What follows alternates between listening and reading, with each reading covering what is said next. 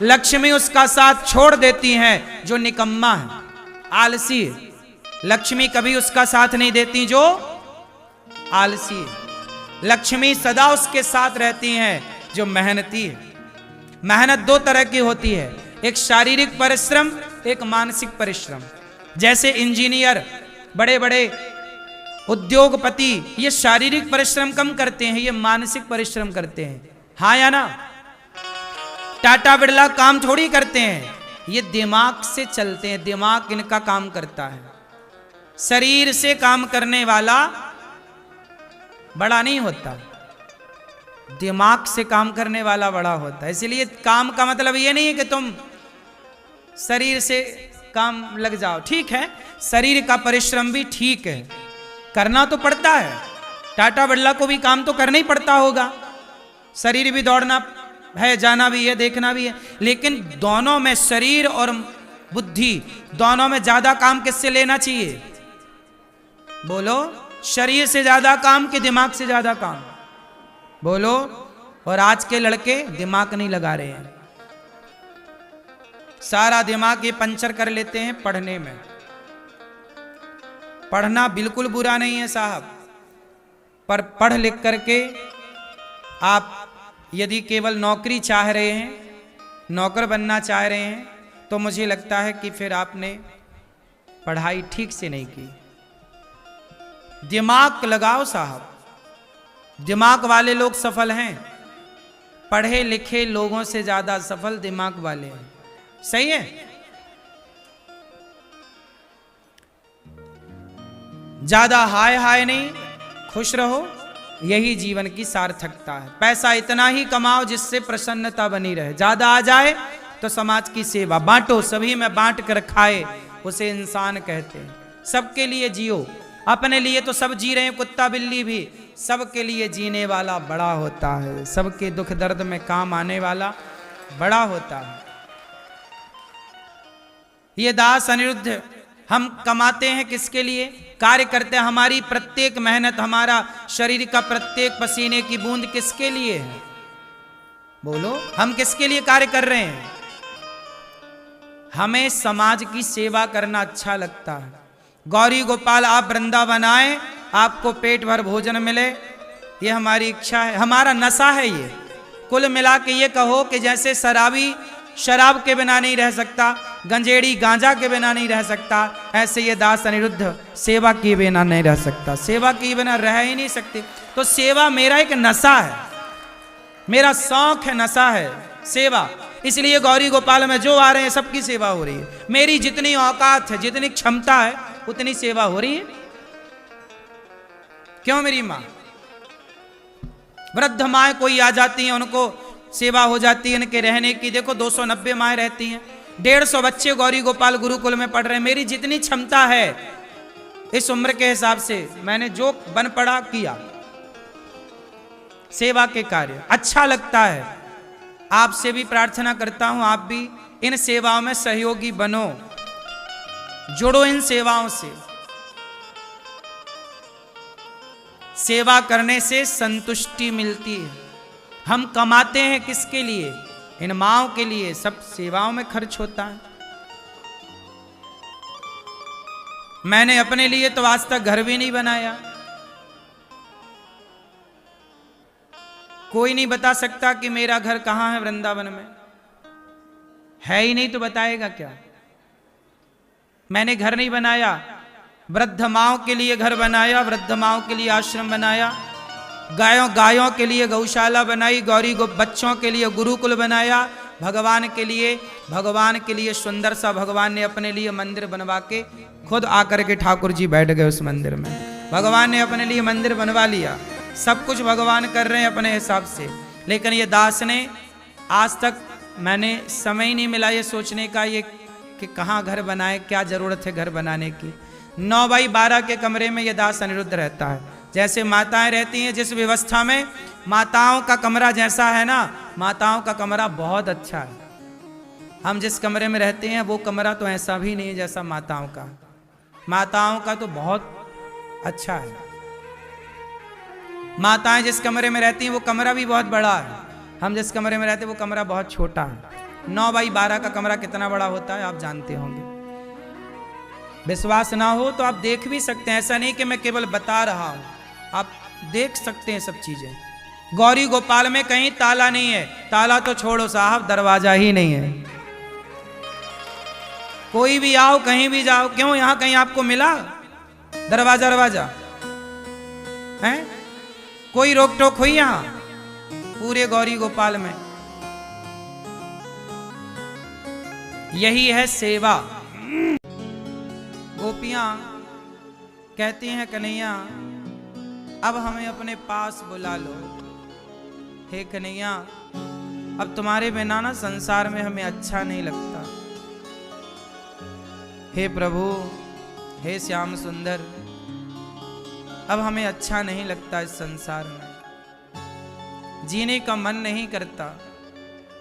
क्यों नहीं बुला लेते अपने पास, क्यों नहीं लगा लेते अपने हृदय से, क्यों अपने से वंचित कर रखा है कन्हैया?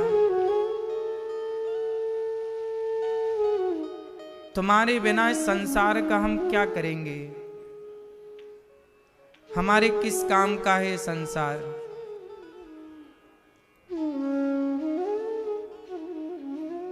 तुम हो तो ये संसार है। जैसे पति है तो पत्नी का श्रृंगार है,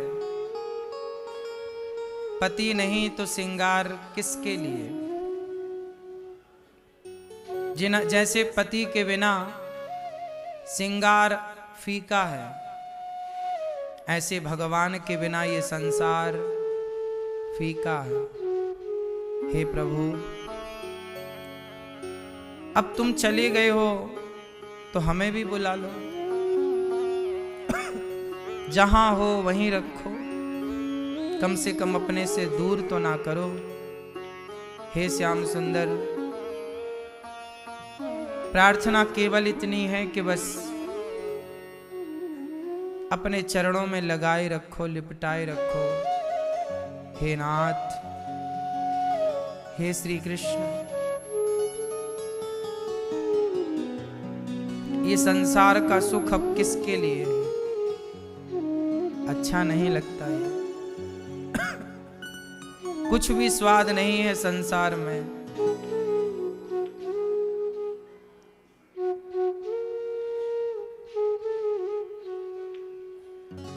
अपने पास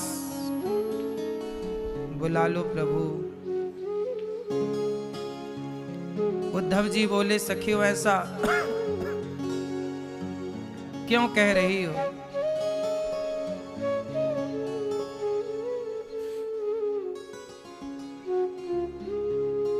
देखो ये प्रेम जो है बड़ा अटपटा है।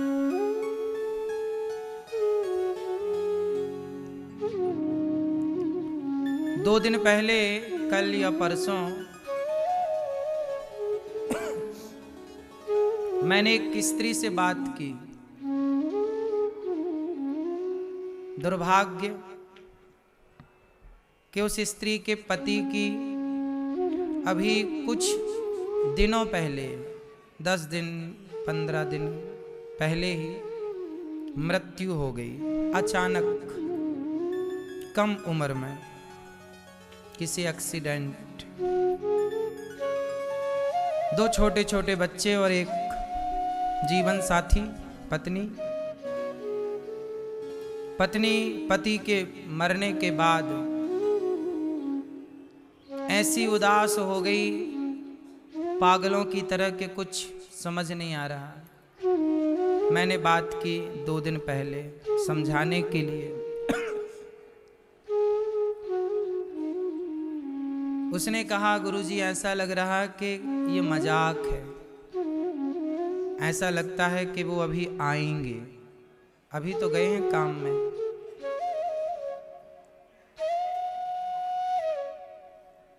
कितनी सच्ची बात है ना ये। संसार से जब हम प्रेम कर लेते हैं, जिससे प्रेम करते हैं, यदि वो चला जाए भगवान के घर, तो ऐसा लगता है थोड़ी देर के लिए मजाक कर रहा है कोई। ये जो दृश्य है ना, ये एक मजाक है, पर वो होता तो सच्चा ही है। सोचिए, वो महिला है, पानी भी नहीं पीती, एक कोने में बैठी है तो बैठी है, किसकी याद में? एक पति, एक पुरुष के लिए। जीवन साथी चला गया, बैठी है तो बैठी ही है। कोई खिला दिया तो कुछ खा लिया, वरना खाने में अब उसका मन नहीं है, भूख नहीं लगती, कुछ भी अच्छा नहीं लगता उसे। सोचिए, संसार से, संसार के एक सामान्य व्यक्ति के प्रेम में ये स्थिति है, तो जगत के पालनहार से जिस दिन प्रेम हो जाएगा, स्थिति क्या होगी।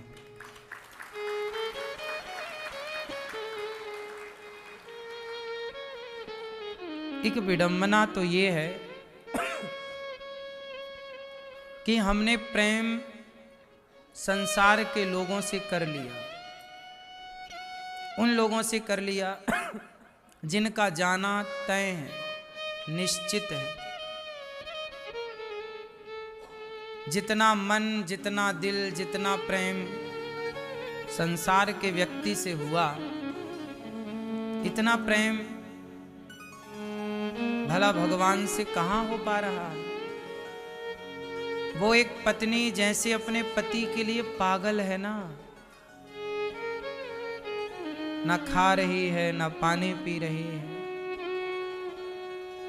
ना तो उसे नहाने का ख्याल है, ना तो कपड़े बदलने का ख्याल है, ना मुंह धुलने का ख्याल है, ना सोती है। सोचिए, ये स्थिति किसी इंसान के लिए तो हो सकती है, लेकिन यही स्थिति जिस दिन भगवान के लिए हो गई, सच कहता हूं, इसी जन्म में भगवान मिल जाएंगे। यही स्थिति चाहिए, यही स्थिति चाहिए ईश्वर के लिए। विडंबना देखिए कि ये स्थितियां सांसारिक लोगों के लिए तो बन जाती हैं, भगवान के लिए बना पाना, यही स्थिति कितना कठिन है। क्योंकि हम संसार को अपना मान लेते हैं, संसार से प्रेम हो जाता है, भगवान को अपना मान नहीं पाते, भगवान से प्रेम हो ही नहीं पाता। इसलिए गोपियां कहती हैं, उद्धव बताओ कि हमारे कृष्ण कब मिलेंगे, कब आएंगे। गोपियां कह रही हैं, कब आएगा मेरा सांवरिया, कब आएगा मेरा सांवरिया,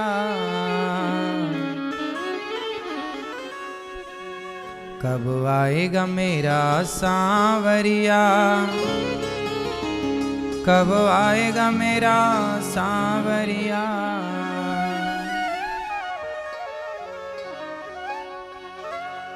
कब आएगा मेरा सांवरिया,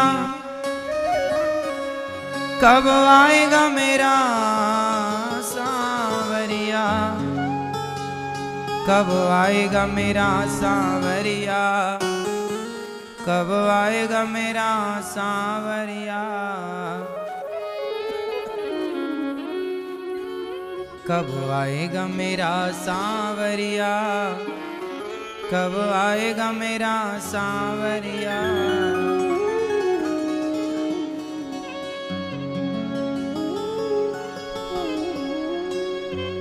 जाने कब आएगा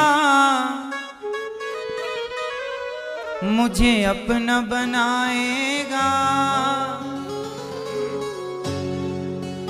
जाने कब आएगा मुझे अपना बनाएगा।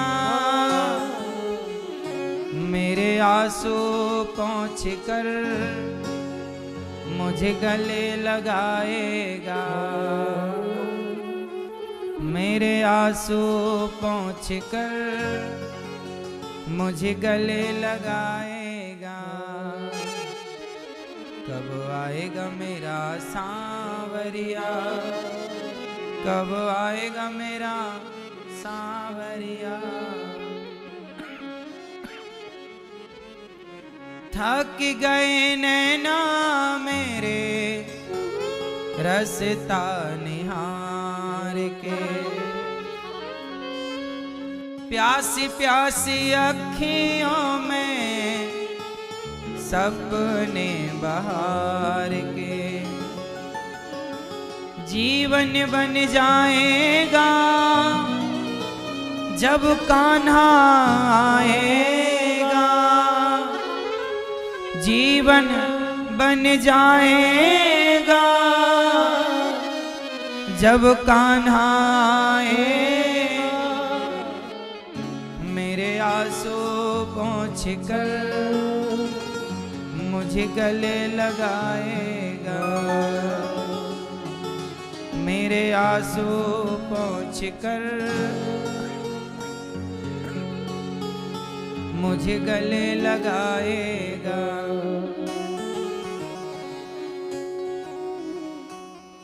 गोपियां कह रही हैं कब आएगा उद्धव, तुम आए हो,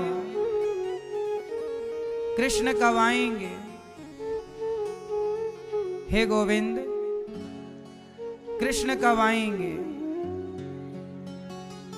गोपियां कुछ कहती हैं, ये बताओ हमारे कृष्ण ने क्या भेजा है? पत्र निकाला भगवान का लिखा हुआ, गोपियों ने उस पत्र के गोपियों ने उद्धव जी से छीना, एक ने छीना, दूसरी ने एक टुकड़ा किया, टुकड़े टुकड़े कर दिए और टुकड़े टुकड़े करके उस पत्र के माथे से लगाया, चूमा हृदय से लगाया। उद्धव जी ने कहा सखियों कम से कम पत्र को पढ़ तो लिया होता, तुमने पढ़ा नहीं और फाड़ दिया। गोपियां बोली उद्धव हमने तो कृष्ण को ही पढ़ लिया है, कृष्ण के पत्र में क्या लिखा है पढ़ने की जरूरत नहीं, बस कृष्ण ने हमारे को याद किया है, हमारे लिए इतना पर्याप्त है। देखो कितना प्रेम है, भगवान ने हमें याद किया है बस, बहुत। एक भक्त थे, एक भक्त थे, नारद जी उनके पास गए, जंगल में वो रहते थे।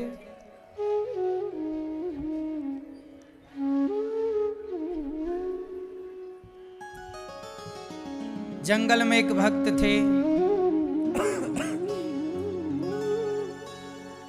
नारद जी गए तो जंगल में भक्त ने पूछा कि नारद जी बताओ हमें भगवान कब मिलेंगे? नारद जी बोले मैं भगवान से पूछ कर आता हूं। तभी एक गांव के बाहर एक पेड़ के नीचे एक मोची बैठा जूता सिल रहा था। मोची ने कहा नारद जी बताओ भगवान हमें कब मिलेंगे? दोनों का एक ही सवाल था, साधु का और मोची का, कि भगवान हमें कब मिलेंगे। नारद जी गए भगवान नारायण के पास, प्रभु आपके दो भक्त मिले हैं, दोनों ने पूछा है कि आप कब मिलोगे, बताओ कब मिलोगे। भगवान बोले जाओ दोनों से कहना कि वो जिस पेड़ के नीचे बैठे हैं, साधु बैठा है पीपल के पेड़ के नीचे और संयोग से मोची बैठा है वो भी पीपल के पेड़ के नीचे। भगवान ने कहा कि जाओ कहना कि पीपल के पेड़ में जितने पत्ते हैं उतने जन्मों के बाद मिलूंगा मैं। नारद जी गए साधु के पास। साधु बोले महाराज भगवान कब मिलेंगे? बोले भगवान ने कहा है पीपल के पेड़ में जितने पत्ते हैं उतने जन्मों के बाद। साधु ने कहा नारद जी इतना लंबा समय, इतने वर्ष लग जाएंगे, इतने जन्म, पता नहीं। साधु की श्रद्धा कम हो गई, भक्ति कम हो गई।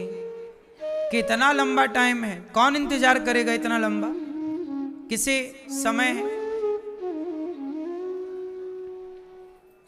नारद जी मोची के पास गए। मोची ने कहा कि भगवान कब मिलेंगे? कहा ये पीपल का पेड़ है, इसमें जितने पत्ते हैं उतने जन्मों के बाद। ये सुनकर के मोची नाचने लगा और उसी पीपल के पेड़ पर चढ़ता उतरता चढ़ता उतरता। नारद जी बोले क्या कर रहे हो भाई? उस मोची ने कहा नारद जी इतने जन्मों के बाद ही सही, कम से कम प्रभु को याद तो है कि किसी मोची को भी दर्शन देना है। मैं याद रहा उन्हें, मैं याद रहा उन्हें, यही काफी है मेरे लिए। मैं याद तो हूं कम से कम उन्हें, जगत के पालनहार को मैं याद हूं। जब इस विश्वास के साथ, प्रसन्नता के साथ मोची पेड़ पर चढ़ता उतरता, तभी वो इतना भाव विभोल हो गया, डूब गया प्रेम में कि उसका पांव फिसल गया पेड़ से। और वो जैसे ही नीचे गिरने वाला था, भगवान प्रकट होकर मोची को अपने हाथ में उठा लेते। मिल गए भगवान। नारद जी बोले प्रभु आपने तो बोला था कि जितने जन्म, जितने पीपल में पेड़ हैं उतने जन्मों के बाद आप आओगे, आप तो अभी आ गए। भगवान ने कहा नारद जी यही बात आपने साधु से कही, क्या साधु को सब्र था? नहीं, लेकिन ये मोची, इसे सब्र देखो, इसके प्रेम ने, इसकी भक्ति ने, इसके विश्वास ने मुझे इसी जन्म में खींच लिया अपनी ओर। भगवान आते नहीं हैं, भक्त का प्रेम, भक्त की भक्ति भगवान को आने के लिए विवश कर देती है। शबरी के पास राम आए नहीं, शबरी की भक्ति ने राम को आने के लिए विवश कर दिया। क्यों, ये बात सही है कि नहीं? शबरी के लंबे इंतजार ने आने के लिए विवश कर दिया। आज के समय पर किसी को सब्र नहीं है, धैर्य नहीं है। भक्ति लोग करते हैं, चाहते हैं तुरंत काम हो जाए। भक्ति भी करते किसके लिए हैं? काम बनाने के लिए। मीरा शबरी माता ने बताओ भक्ति की, राम से कौन सा काम बनवाया? बोलो। शबरी ने भक्ति की तो राम से क्या काम बनवाया, क्या चाहा, क्या मांग लिया? बंगला चाहा कि गाड़ी चाहिए, कि दौलत चाहिए, कि पद प्रतिष्ठा चाहिए? ना तो शबरी की तरह हम धैर्यवान हैं, ना तो शबरी की तरह हम भक्त हैं, ना तो शबरी की तरह गुरु वचनों पर भरोसा है, ना तो शबरी की तरह प्रेम है। और हम मांगते शबरी से बहुत ज्यादा है।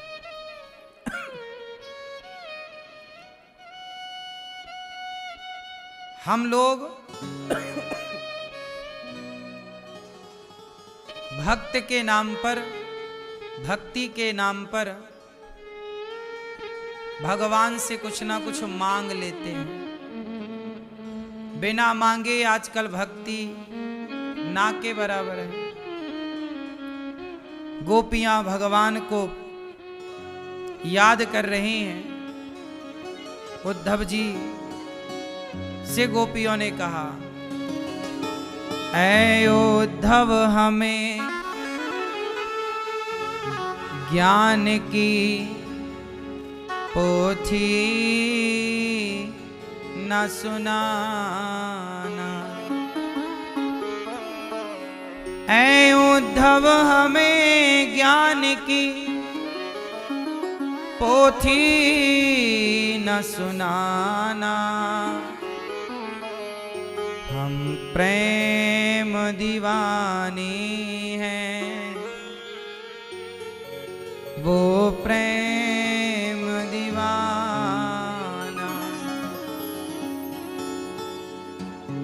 तन मन जीवन श्याम का, श्याम हमारा काम। राम राम मैं रम रहा, वो मत वाला श्याम। इस तन में अब योग का नहीं कोई ठिकाना। हम प्रेम दीवानी हैं, वो प्रेम दीवाना। गोपियां रो पड़ी, उद्धव इन असुवन को, ऐ उद्धव ये मेरे आंसू भर लो अपनी चुल्लू में, अंजलि में। उद्धव इन असुवन को हरि सन्मुख ले जाओ। पूछे हरि कुशल तो चरणों में दियो चढ़ाओ।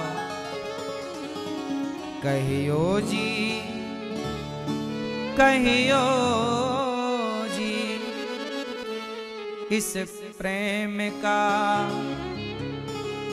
यह तुच्छ सा नजराना। ऐ उद्धव हमें ज्ञान की पोथी न सुनाना। हमें ज्ञान ना दो उद्धव।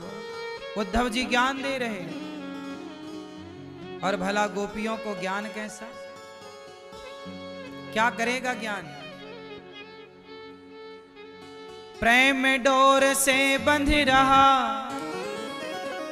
जीवन का संयोग। सुमिरन में डूबी रहूं यही हमारा योग। उद्धव बोले, आओ हम तुम्हें ज्ञान योग सिखाएं। गोपियां बोली, ना, हम कृष्ण से प्रेम करती हैं, यही हमारा योग है। प्रेम डोर में बंध रहा जीवन का संयोग। सुमिरन में डूबी रहूं यही हमारा योग। कानों में रहे गूंजता, कानों में रहे गूंजता वंशी का तराना। ऐ उद्धव हमें ज्ञान की पोथी न सुनाना। हम प्रेम दीवानी हैं, वो प्रेम दीवाना।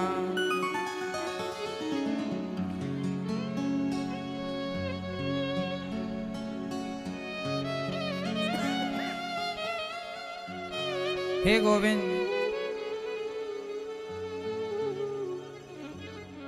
अब तो